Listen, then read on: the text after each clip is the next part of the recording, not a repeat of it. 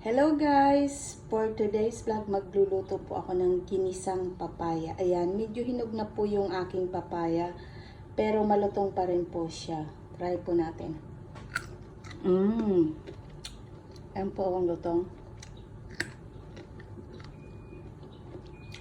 Ayan. Ganyan, lalagyan ko po siya ng pusit. Ayan po yung aking bawang, sibuyas, siling haba at saka yung kamatis. So ayan po yung sangkap natin sa pag-isa ng papaya with pusit.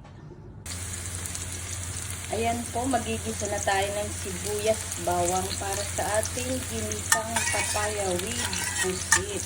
Ayan.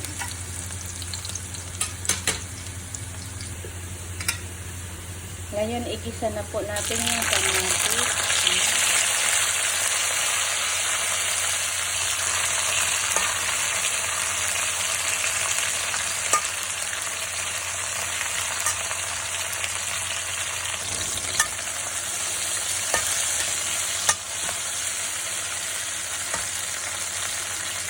Lagay na natin yung papaya.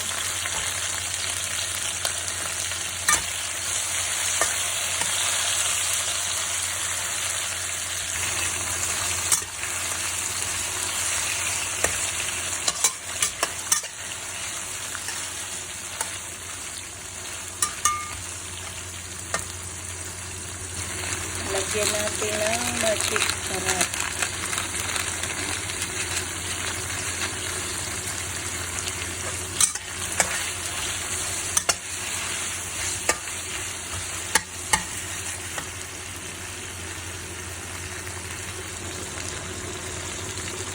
Lagay na natin yung ating pusit.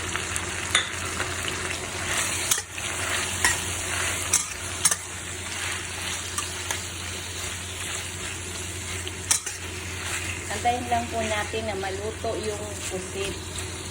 Hindi na po natin lagyan ng tubig kasi nagtutubig naman yung ating pusit. Ayan po ang ating ginisang papaya with pusit.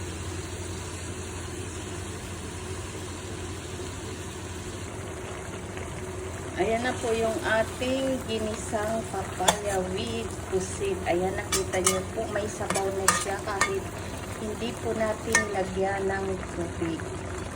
So ngayon ilalagay na po natin yung siling pangsigang para mabango yung ating ginisang papaya with pusit. Wait na lang po natin na maluto yung papaya at pusit bago po natin i-serve. Ayan, meron na po tayong masarap na ulam ngayon pananghalian. Ayan po.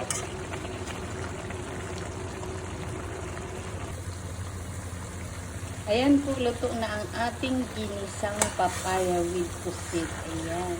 Off na po natin yung ating kalan. Wow, ang bango guys. Ayan na po, ready to serve na ang aking ginisang papaya with pusit. Ayan, napakasimpleng iluto.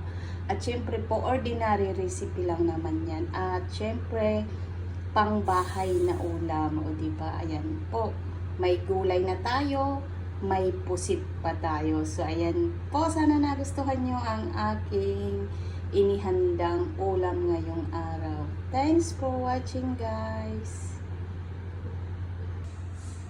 Ayan na po, kakain na tayo ng ginisang papaya with pusit. Ayan po ang ating napakasarap na ulam ngayong pananghalian. Kain po tayo!